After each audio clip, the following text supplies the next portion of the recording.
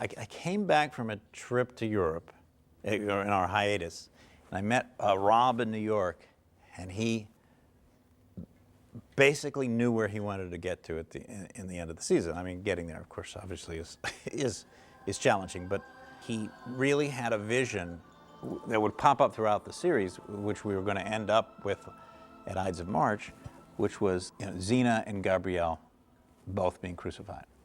And what did it mean? And tantalize the audience with it. And it was brilliant. I mean, Rob is wonderful that way, about how he can come up with those things to interest and entice the audience. So happy to see you. I heard you were teaching in Greece. I set out to find you. As we went through it, as we explored more and more Gabrielle's journey, it became apparent that also what needed to be resolved in the Ides of March was Gabrielle's philosophical story. I made you leave the way of love. That was my fault. I had a choice. The decision to do the Caesar aspect of it and have Xena be responsible, really, in a wonderfully manipulative way for Caesar's death. You were at the Ides of March, Brutus. Why the Ides of March? Because on that day, Caesar will declare himself emperor. Was, of course, taken directly from the Xena scrolls, where once again her place in history has been obscured by lies. So she was, in fact, responsible for Julius Caesar's assassination, and it was a pleasure to rectify that. Let's make this short and sweet.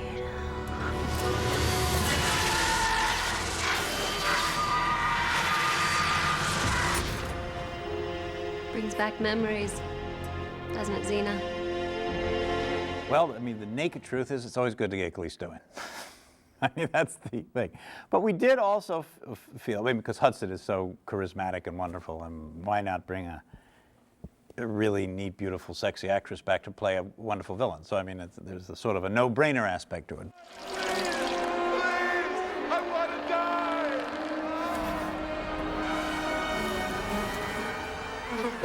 I always liked playing Callisto. I liked playing this role, actually, because when Rob called me up to ask me if I'd be willing to do this, I said yes, but one condition. I want another outfit. I want to wear something different. Who's suffering now, Callisto? The costume in hell. Well, it was supposed to be nothing. He's like, are you comfortable if we put you in nothing? I mean, we'll like make the crew very scarce, and we'll cover the things that need to be covered, but we want it to look as naked as possible. And the way I'm like, yeah, sure, be naked, I don't care. The bikini from hell. And it wasn't like a horrible bikini, it was just a little bits of cloth. I told him your desire. You mean he's gonna let me go back? There was also, I felt, and I know Rob felt, that there was some unresolved issues with Callisto. And that haunting issue that had bothered me from day one when I invented Callisto, which was, you know, why does Xena get off so easily? She was a war criminal, and now she's got a hit TV series. Right, she cooks my family, destroys my life, and I end up in hell while she gets another shot. I frequently talk about the tools that the editor has in his little bag of tricks, and the primary one being cutting and pasting, how quickly or how slowly we let something play. I've already indicated many times that when you want to generate intensity and energy, you cut very, very quickly, and action sequences almost always tend to be cut that way because we want them driving and dynamic. In a situation where Xena and Gabrielle are trying to escape from the jail and battle their way out of the fortress with Eli and his followers, we cut these things very, very quickly. There's action here, there's action there, there's action all over.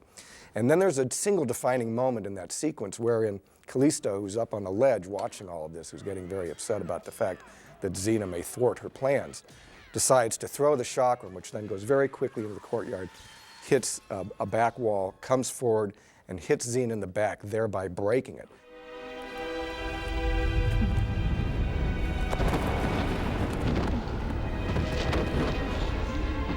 At that moment, everything goes to slow motion. So we've taken a very intense sequence and suddenly changed the emotional dynamic. We are no longer working on energy and speed. We are now working on pain, anguish, and fear. And to get those emotions across, we go into slow motion with almost every piece of that sequence. There are even pieces that were shot in slow motion that were slowed down even further in the editing room. But what we do by this is suddenly something that was basically an action-oriented sequence now has an emotional heart, which is quite brutal. And following Xena down to the ground and then see her face shake when she impacts gives that scene total emotional resonance, where before it had simply been an action sequence.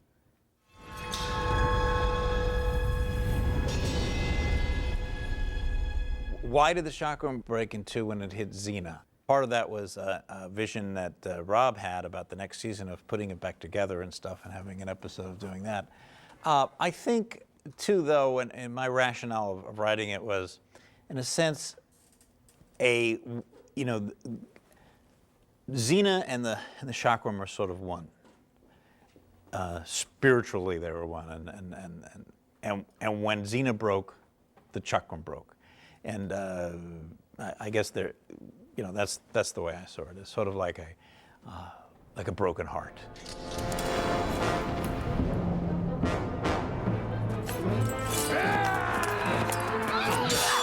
When Gabrielle picks up Xena's sword, that is, of course, the end of her deliberating on whether violence is an appropriate alternative.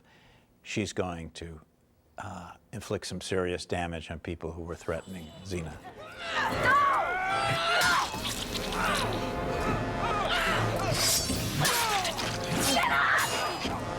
I can't, Gabrielle.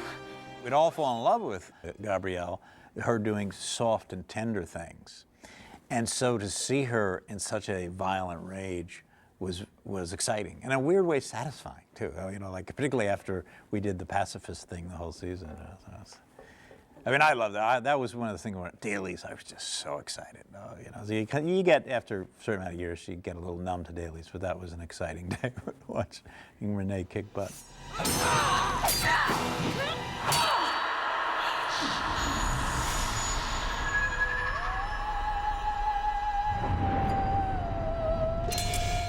Boy, does Renee do that great. I mean, that's just great acting. I mean, when you watch her, just this great scene. I mean, and it was such a nice completion of what we were building up for the entire season. It's not uncommon for me to refer to how pacing or cutting affects the drama or excitement of a scene. If you want to build excitement, if you want to build energy, you tend to make your cuts very quickly. You'll cut from one image to the next very fast and make those time beats very quick. If you want to generate emotion, if you want to accentuate drama, then I believe you have to slow those pieces down. You have to, rather than have little tiny pieces, you'll draw them out and give them excess emphasis by the fact that you're lingering longer on a particular moment. There's a scene in Ides that I found particularly moving at the time I was editing it, and with subsequent viewings as well, because I did that very same thing. I let those emotional moments play very long. And the scene I'm referring to is where Xena and Gabrielle are in the jail awaiting their fate after Xena's back has been broken. Gabrielle.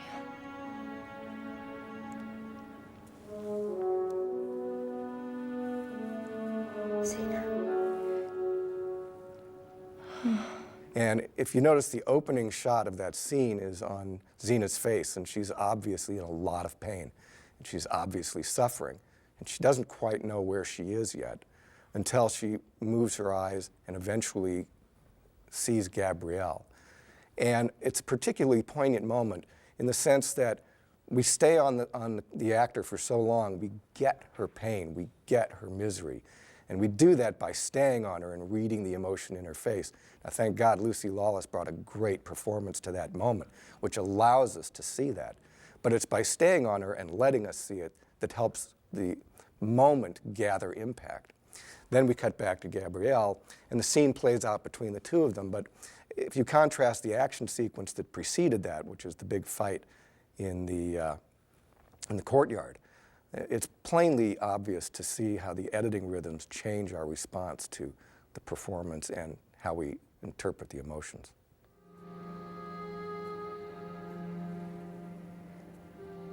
I'm sorry for all the times I didn't treat you right.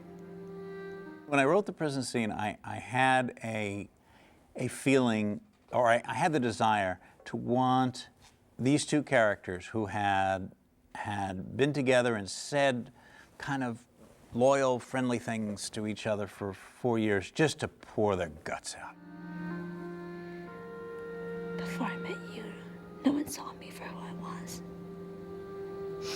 I felt invisible, but you saw all the things that I could be.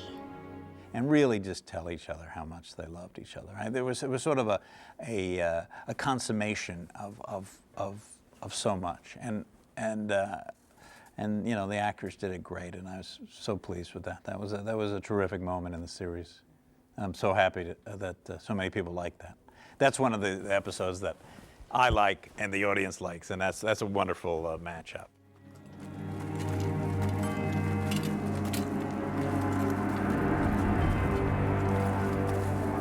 Standing out in the snow, I think I was looking up while we were just on hold and setting up, and I was looking at all the snow, and I think the director came up to me and said, "Stick your tongue out."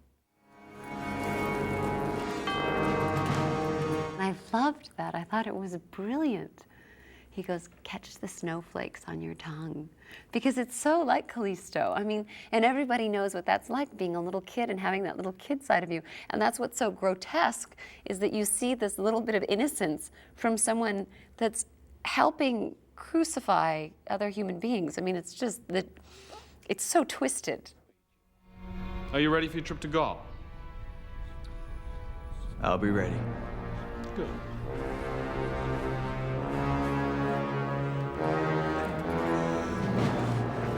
I believe that Ides of March was perhaps one of the most powerful Xena episodes we ever did. And there's a lot of reasons for that, but I think one of them would happen to be a very, very important sequence in the show, that being Xena and Gabrielle's crucifixion and Caesar's assassination. That's the culminating point at which the sequence ends. But prior to that, we keep cross-cutting back and forth, showing these two parallel events. People who understand history know that Caesar is going to be assassinated in the Roman court. And I must supply the leadership so desperately needed.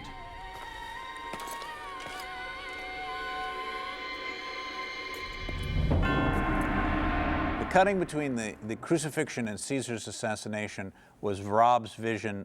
I don't think it was from day one. I think he evolved that. But you know, what he had from day one is the crucifixion, and then he started working on, I want an intercut with the assassination of Caesar. So it was always Rob's idea, and you know, I wrote it pretty much as he saw it, which is the intercut. So, you know, it turned out great. They filmed it wonderfully, and they cut it great.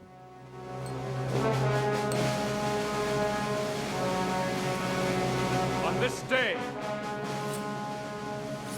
the 15th of March, I declare myself. If you watch very carefully in that sequence, you will notice that when Caesar gets stabbed, Xena reacts. And when the hammer hits the nail, Caesar reacts. And so it's all even more cross-cut in that Xena and Caesar's lives are so inextricably tied together that they're almost experiencing each other's pain, which I think brings an overall emotional impact to what essentially is a brutal and gory murder.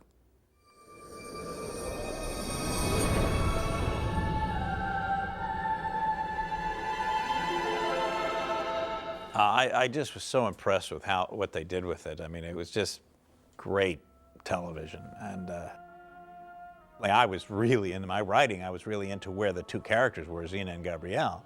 But I wasn't really thinking of what it would look like that much. You know, I mean, sometimes I did, sometimes I didn't.